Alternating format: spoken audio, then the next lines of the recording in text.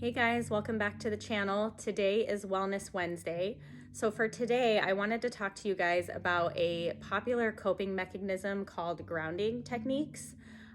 You can use this method when you're stressed, when you're angry, or when you're experiencing any kind of intense emotions, but it can be particularly useful when you're experiencing anxiety. So to start, I'm going to mention a couple quick things about our brain to help you guys understand how it works and how it helps. So I'll just use my hand as a demonstration. So this is our brain. We have the stem of our brain, and then we have the mid portion of our brain, which is called the amygdala, and that stores our feelings and our emotions. So when we experience anxiety and all that kind of stuff, that comes from the mid part of our brain. And then we have the frontal lobe, the front part of our brain here, and that is where our thinking, our rationale, our logic, reasoning, that's where all that takes place. So when we're in the middle of an anxiety attack or we're experiencing intense emotions, our frontal lobe shuts down and our amygdala takes over. And so when we're talking about anxiety and fear specifically, our amygdala takes over really as an instinctual thing to protect us from danger or the perceived danger. So when the frontal lobe shuts down, it makes it really difficult to focus or think clearly. So things at that moment may become a blur. Somebody could be talking to you and you might not remember what they said. Sometimes you feel paralyzed or frozen. You're unable to move or say or do anything. And we call that the fight, flight, or freeze response, which again is a normal response to anxiety and is a protective mechanism. And then this can happen with other intense emotions as well, like when you feel hurt or abandoned or hopeless, frightened, lost. Even if we're just experiencing some stress, grounding incorporates mindfulness. And so it's helpful in bringing our awareness back to the present moment, which allows us the space for our brain to slow down and recenter, or at least it allows us to re-engage our frontal lobe so that we're able to think more clearly and logically and rationally about the situation. So there are many different ways of grounding, which is part of why this is such a great skill. Even if you don't find the option that we talk about today, the specific technique that we talk about today helpful, there's many other ways that you can practice grounding. And so I will post some more resources and ideas at the end of this video so that you guys can check that out.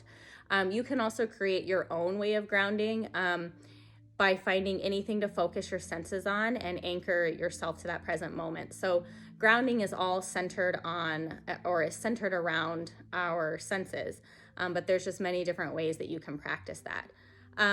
So for today's focus, we're going to talk about a technique called the 5-4-3-2-1 grounding technique. So with that, and I will post this at the end of the video as well, there's this focuses on 5 things you can see, 4 things you can feel, 3 things you can hear, 2 things you can smell, and 1 thing you can taste. So again, I will post this at the end of the video.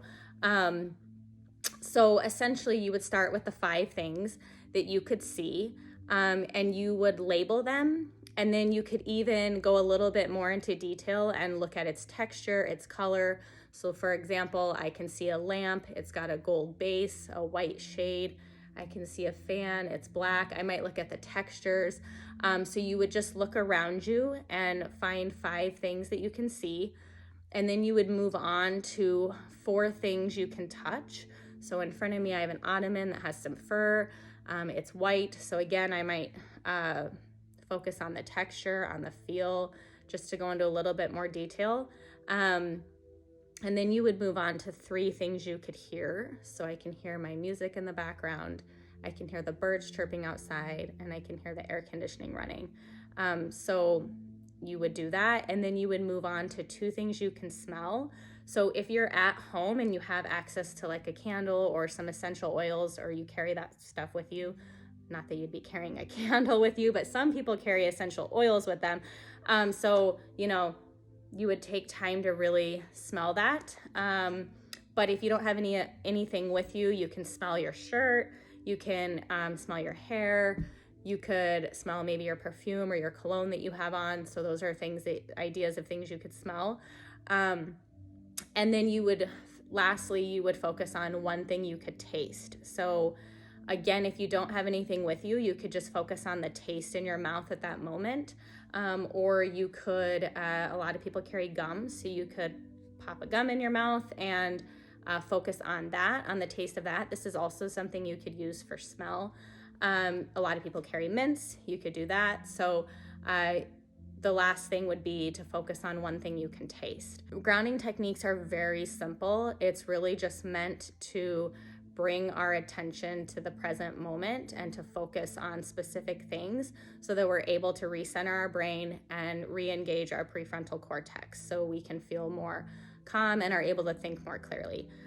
So again, I will post some other resources and ideas of different grounding techniques that you could use. I hope you all are enjoying your day, and I hope that you find this useful the next time that you're experiencing any intense emotions, whatever it is, anxiety, stress, anger. Try these grounding techniques. Try doing that and see if that helps you to kind of recenter and feel more calm again. Enjoy your day. I will see you tomorrow for Think Positive Thursday. Take care, guys.